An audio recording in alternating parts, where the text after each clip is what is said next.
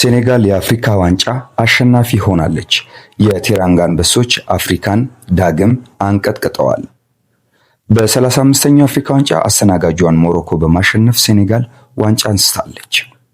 ሰላም ውድ የፉትቦል ማዕድ ተከታዮች እንዴት አላችሁ? ቻናላችን ወደ እናንተ በእግር ኳስ አጫጭር መረጃዎችና ፕሮፋይል ነክ በሆኑ ጉዳዮች ዘወትር እንደሚደርስ ይታወቃል።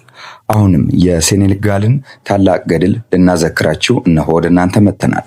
ሴኔጋል የአፍሪካ ዋንጫ አሸናፊ በመሆን የቴራንጋ አንበሶች አፍሪካን ዳግም በ5 ዓመት ውስጥ ማንቀጥቀጣቸውን በሞሮኮ ራባት እናስቃኛችኋለን። መርሃ ግብሩን ላይክ፣ ኮሜንት፣ ሰብስክራይብ እና ሼር በማድረግ አጋርነታችሁን አሳዩን።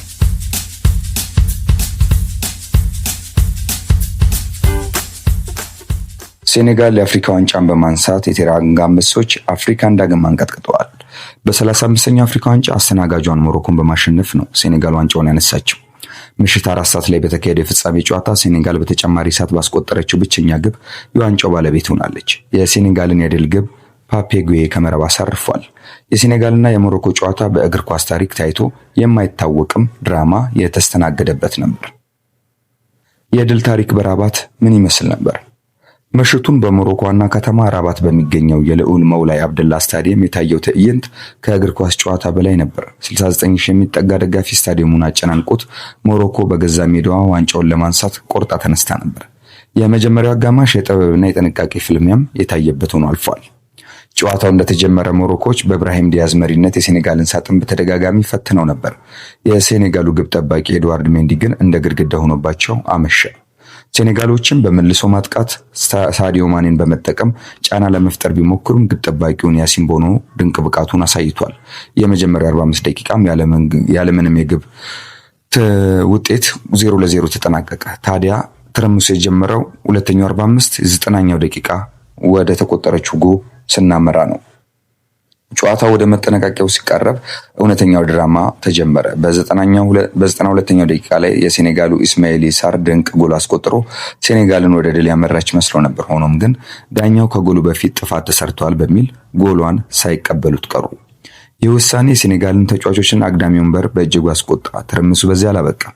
98ኛው ደቂቃ ላይ ዳኛው ለሞሮኮ እጅግ አወዛጋቢ የሆነ ፍጹም ቅጣት ምት ፔናልቲ ሰጡ። የሴኔጋል ተጫዋቾችን በውሳኔው ተቆጥተው ለ17 ገደማ ደቂቃ ያህል ሜዳውን ጥለው እስከ መውጣት ያደረሳቸው ነበር። ውጥረቱ ጣሪያ ነክቶ ጨዋታው ይቀጥላል አይቀጥልም በሚል ጥርጣሬ ውስጥ እያሉ ሰይዶ ማኔና የቡድኑ መሪዎች ተጫዋቾቹን አረጋግተው ወደ ሜዳ መለሷቸው። ያልተጠበቀው የፍጹም ቅጣት ምት የሞሮኮ ኢብራሂም ዲያዝ ያመከነ ሁኔታ።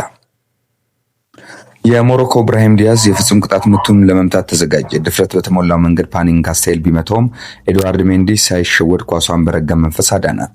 ስታዲየሙ ድምፁ ጠፋ። ሴኔጋልም ተስፋን አደሰች።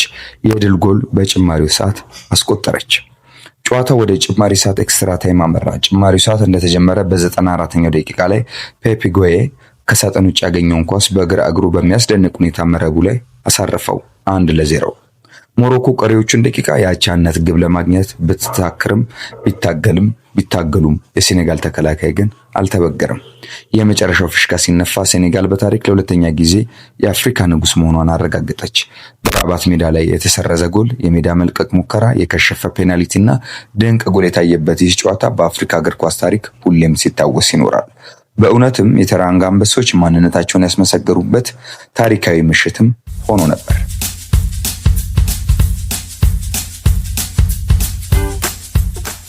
ሞሮኮ በሜዳዋና በደጋፊዋ ፊት ከሴኔጋል ጋር ያሳየችው ጥንቅንቅ እግር ኳስ ብቻ አልነበረም፣ የልብ ምት የሚቆምበት የሆሊውድ ፊልም ይመስላል እንጂ። ቴራንጋዎች አንበሶች ለሁለተኛ ጊዜ የአፍሪካ ንጉስ መሆናቸውን አረጋገጡ።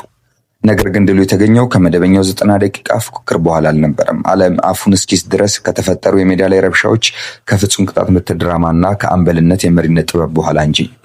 የ98ኛው ደቂቃ እብደት በጨዋታው ያለ ግብ ተጠናቀቀ ተብሎ ወደ ጭማሪ ሰዓት ባመራበት ወቅት በራባት ፕሪንስ ሙላይ ስታዲየም ነገሮች ተገለባበጡ። የሴኔጋሉ ኮከብ ኢስማኤል ሳር ያስቆጠራት ወሳኝ ግብ ፋውል ተሰራች በሚል በዳኛው መሻሯ፣ ይህ ሳይንስ በ98ኛው ደቂቃ ለሞሮኮ ፍጹም ቅጣት ምት ፔናልቲ መሰጠቱ።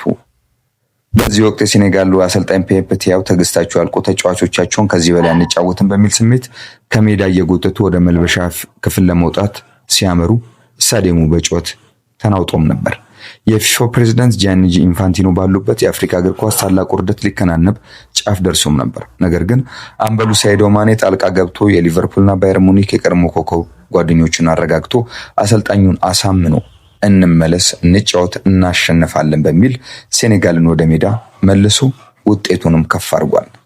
ከ16 ደቂቃዎች እና 17 ገደማ ደቂቃዎች መቋረጥ በኋላ በ114ኛው ደቂቃ ላይ የሞሮኮ ብራሂም ዲያዝ ኳሷን አቅርቦ የሪያል ማድሪዱ ኮከብ ይህን ወርቃማ ዕድል ተጠቅሞ ሀገሩን ሻምፒዮን ያደርጋል ተብሎ ሲጠበቅ ያልተገመተ ነገር ፈጽሞ ለዋንጫው ጨዋታ የማይመጥን ፓኔንካ ሙከራ አደረገ።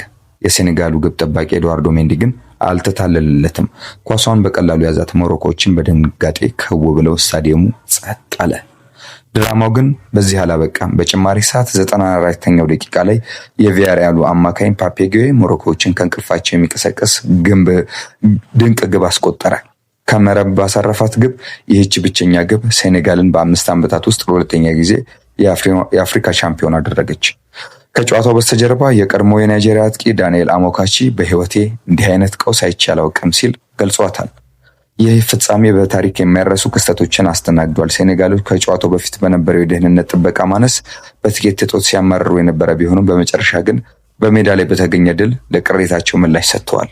ሞሮኮ ከ1976 ወዲህ ያላገኘችውን ዋንጫ በሜዳዋ ለማንሳት የነበራትን ህልም በብራሂም ዲያዝ የፓኔንካ ስህተትና በሴኔጋል የልብ ጽናት ይልቁንም በሴኔጋሉ አምበልና መሪ በሳዲዮ ማኔ መሪነት ቴራንጋዎች አንበሶቹ ዋንጫውን አንስተዋል።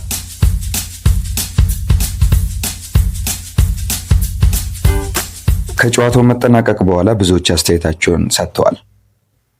ከነዚህ ውስጥ ሚካኤል ጆን ኦቢ ሚካኤል ከነዚህ ውስጥ የቀድሞ የናይጄሪያ አምበል ቀዳሚው ነው። በኢፎር ላይ ከሞሮኮና ሴኔጋል የፍጻሜ ጨዋታ በኋላ አስተያየቱን ሰጥቷል። ለእኔ ለሴኔጋል ጎል ነበረ ብዬ አስባለሁ። ያ የተሻረው ጎል በፍጹም ይገባቸው ነበር ሲል ተናግሯል። ሐኪሚ የወደቀውም በጣም በቀላሉ ነው። እሱ ዳኛው ፊሽካ ለመንፋት እጅግ ቸኩሎ ነበር። ትንሽ መታገስ ነበረበት፣ ነገር ግን ያንን አላደረገም። ለሞሮኮ የፍጹም ቅጣት ምት ሲሰጥ ግን ጉዳዩን በፍጥነት ወደ ቫር እንዲሄድ ተደረገ። ዳኛው ጨዋታውን የመራበት መንገድ ጥሩ አልነበረም። ከሜዳ ለቆ የመውጣቱ ተቃውሞ ግን አልወደድኩትም ሲል ጆኖቢ ሚካኤል አስተያየቱን ሰጥቷል። በድጋሚ ይህን ማየት ያሳዝናል። ብራሂም ዲያዝ እጅግ ድንቅ ውድድርን አሳልፏል። 5 ግቦችን በማስቆጠር የውድድሩ ኮከብ ነበር። እሱ እንዲህ አይነት ነገር ሲፈጽም ማየት ያሳዝናል። ዝም ብሎ በኃይል መምታት መጨረስ ብቻ ነበር የሚጠበቅበት ሲል ነው ጆኖቢ ሚካኤል አስተያየቱን የሰጠው። በተመሳሳይ የቀድሞ የናይጄሪያ አጥቂ ዳንኤል አሞካቺ በሞሮኮና በሴኔጋል ፍጹም ቅጣት ምት ከጨዋታው በኋላ አስተያየቱን ሰጥቷል። ሳዲዮ ማኔ ቡድኑን ወደ ጨዋታ ለመመለስ ከፍተኛ ተጋድሎ ተጨማሪ ርቀት አድርጓል፣ ይህም ፍሬ አፍርቶለታል ሲል ነው አስተያየቱን የሰጠው። ብራሂም ዲያዝ በዚህ ውድድር 5 ግቦችን በማስቆጠር ያሳለፈውን ድንቅ ጊዜ በዚህ ሽንፈት አበላሽቶታል። ሞሮኮዎች የራሳቸውን ሊወቅሱ ይገባል። ሻምፒዮን ለመሆን የሚያስችሉ በርካታ እድሎች በእጃቸው ነበሩ ሲል ነው አስተያየቱን የሰጠው።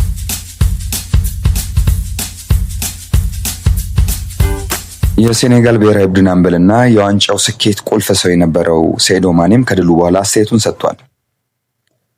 ፈጣሪ ይመስገን ሲል ነው አስተያየቱን የጀመረው። የመጨረሻ ጨዋታውን በመድረኩ ያደረገው ማኔ ፈጣሪ ለሁሉም ነገር ይመስገን ሲል አስተያየቱን ሰጥቷል።